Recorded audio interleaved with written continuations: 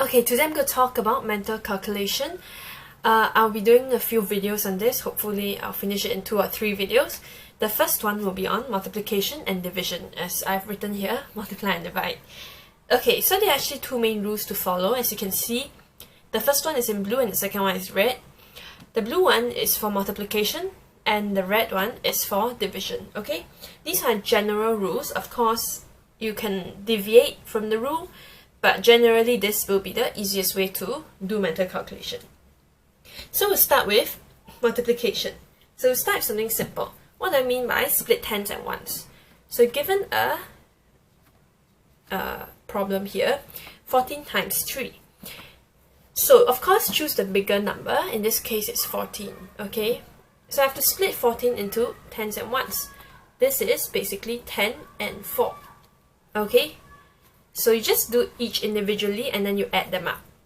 This means I do 10 times 3 if I have to write it out, plus 4 times 3. So basically this times this plus this times this.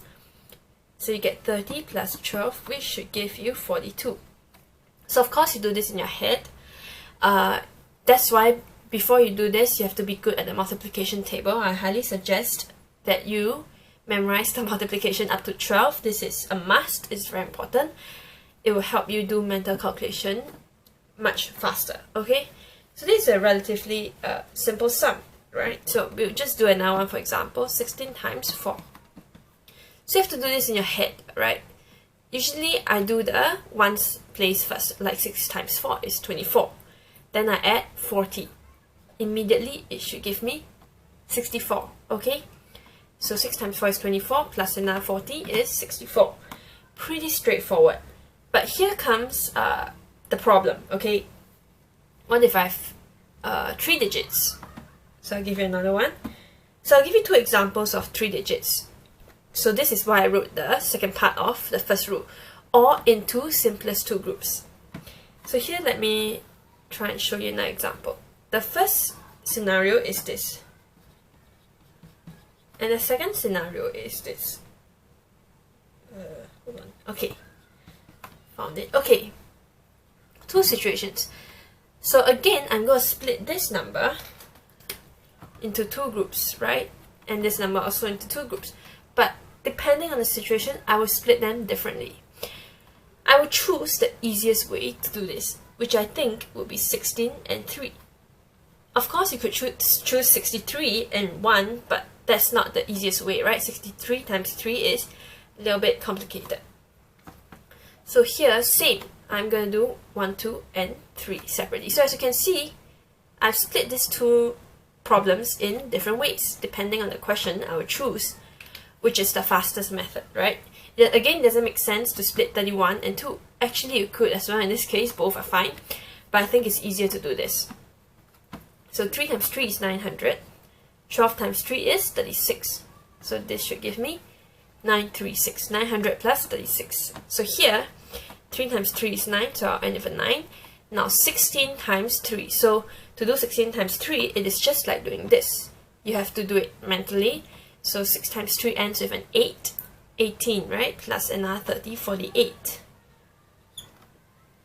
Okay, so I hope you can follow me. Okay, so this is the general idea when it comes to doing mental calculation for multiplication. Okay, but then there is another thing that I want to talk about, which is multiplying by 5. So multiplying by 5 is a little special. I'll teach you another method to multiply by 5, which is what I always use. Okay, so let's say I have 18 times 5. Of course you can split into 2, 10 and 8, right? But I'm not going to talk about this method because I've already covered it. I'm going to talk about something different, and that is to multiply by 5. What I do is I divide by 2 first, then I times 10. So these 2 are equivalent.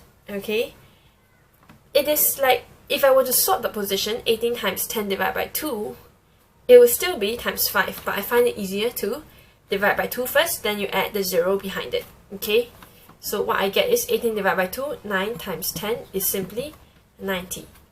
Okay, it's much easier. Just when you times 5, you just divide by 2 and add a 0 at the back.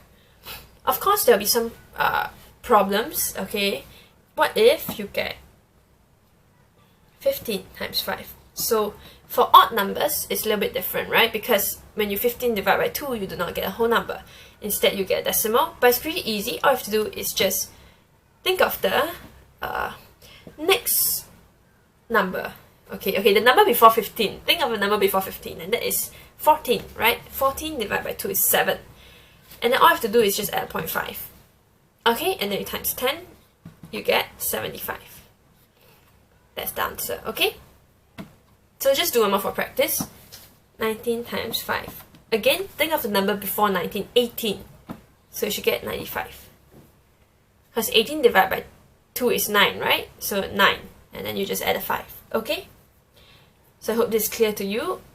Okay, maybe I'll just write it. So what I did was just 9.5 times 10, okay? I divided by 2, which is 9.5, and I times 10 to get 95. Okay, so this is for multiplication.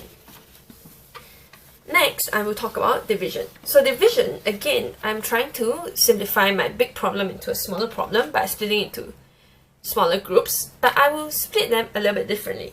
Okay, I'll give you an example. Here. Instead of splitting into tens and ones, I split based on the ones place. So I have to think, what multiple of 3 ends with 4? Okay, and you think of the closest one. Do not think of something very far off. The closest one, the smallest one, would have to be 24, correct? So you split accordingly 24 and 60. Right, so 60 plus 24 is of course 84. Then you split 24 divided by 3 is 8. 60 divided by 3 is 20. So the answer is 28. So as you can see very clearly, I'm basically doing a similar thing except that I'm not splitting them into tens ones. I split based on the ones place, okay? So I'll do something a little bit more tricky. Okay, before I talk about that, I just want to say something. Most people don't remember that 51 has factors, okay? So some people will see 51 and they think it's a prime number. So I will just want to remind you that 51 is 17 times 3, okay?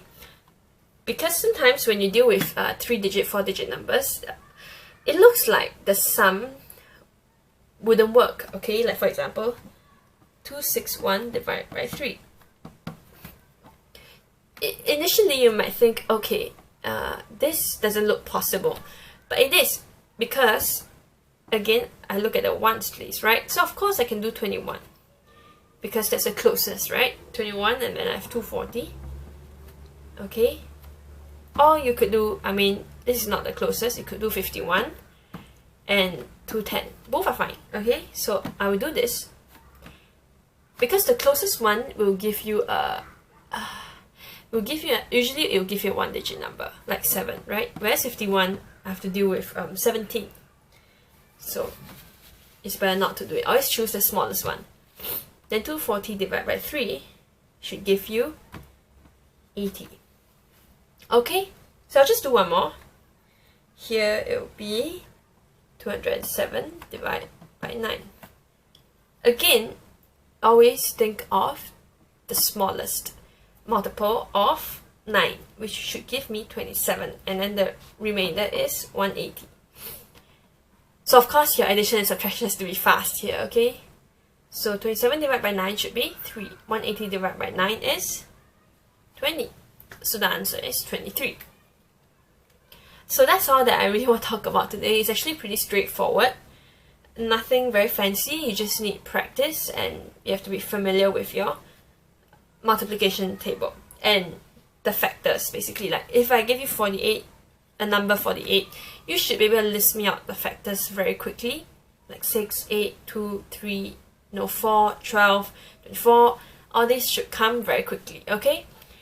So that's what I'm going to cover for today. The next one, I'm actually going to do adding and subtracting negative numbers. I think sometimes people have problems with that. Whereas normal addition, subtraction, I think that's fine. So I'm not going to cover.